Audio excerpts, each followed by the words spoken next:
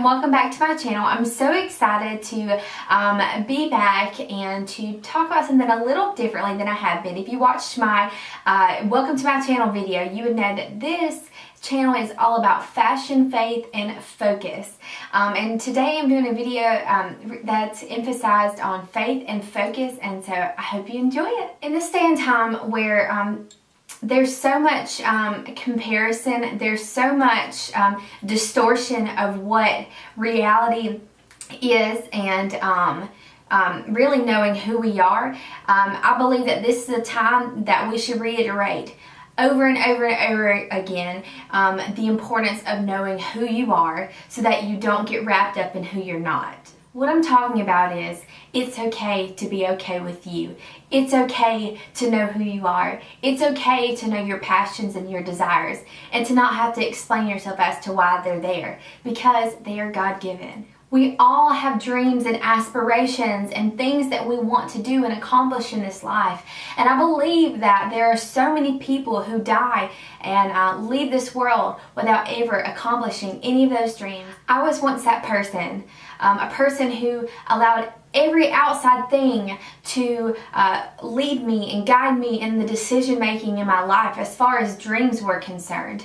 Not saying that we shouldn't lean on wisdom and surround ourselves with people who love us and want the best for us, but I took hold of negative connotations, the pressure of media, etc., of things that I thought that I needed to do to be able to experience the fullness of what God had planned for my life, when I was heading in the complete opposite direction. And that was because, number one, I didn't search my heart for what God had put in my heart to accomplish and do for His glory.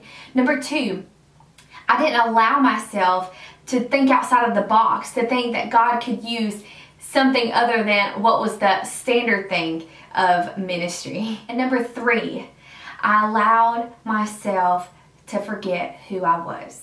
The main factor that plays into all of this that we experience is because we don't know our worth, we don't know our value. And with that being said, you cannot love something that you don't know the value of it. So let's look into what God says about that. In Romans 5:8, it says that God demonstrated His love, that while we were yet sinners, He sent His Son to die for us. That means that we are priceless in God's eyes, that He would send His best, the very best, to die in our place so that we didn't have to suffer what we may have deserved apart from what Jesus did for us. That is amazing to me. So that tells me that God thinks I'm to die for. He thinks that I am one in a million. He thinks that I am a diamond in the rough. And that's what He thinks about you. You are loved, you are adored, and you are cherished. And you do deserve, because of Jesus, a life well lived in Jesus. The biggest battle that we as believers, and maybe you're not a believer today, but I want to encourage you that the foundation of a life well lived is a life that's lived with Jesus. So I want to encourage you today, if you haven't given your life to Jesus, choose to give your life to God today.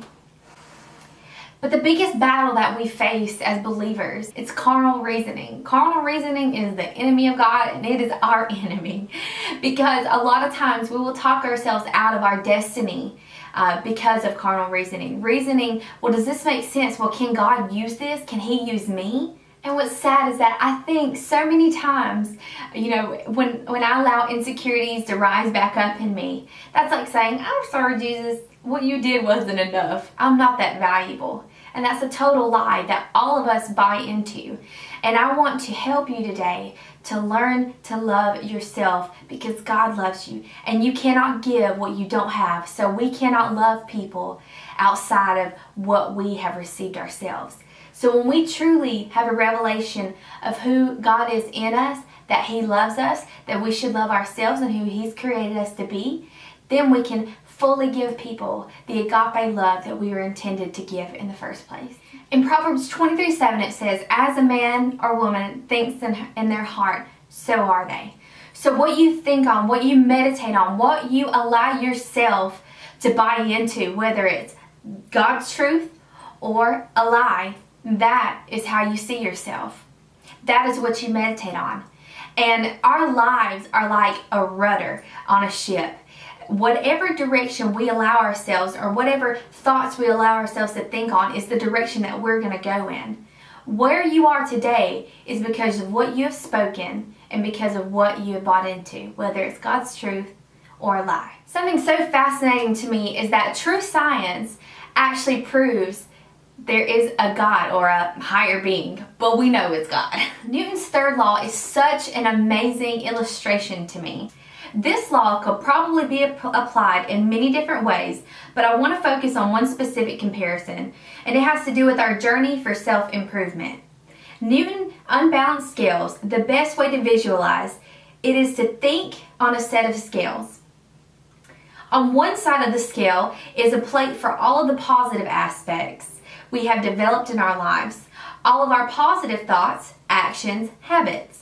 On the other side is a plate for all of the negative aspects that we have allowed into our life. The negative thoughts, criticism, self-doubt, destructive thoughts, bad habits, bad friends, etc. Now, let's pretend that every one of us has 100 coins, divided into two piles. Some may have a majority of the positive side.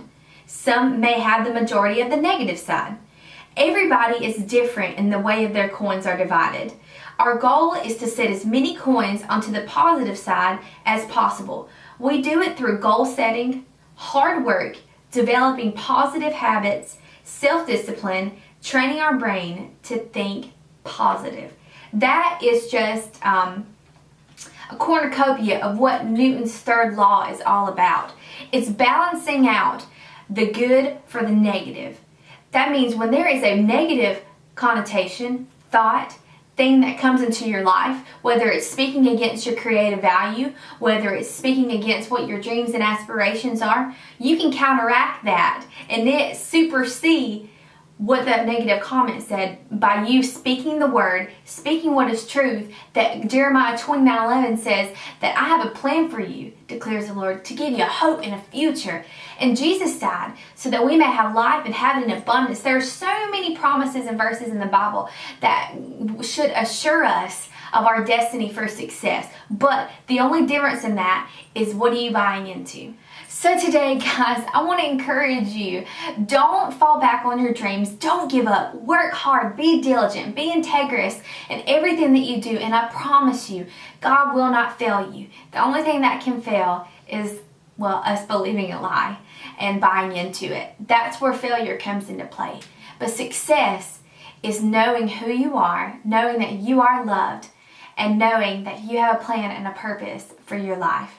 And to know that it's okay to be okay with you.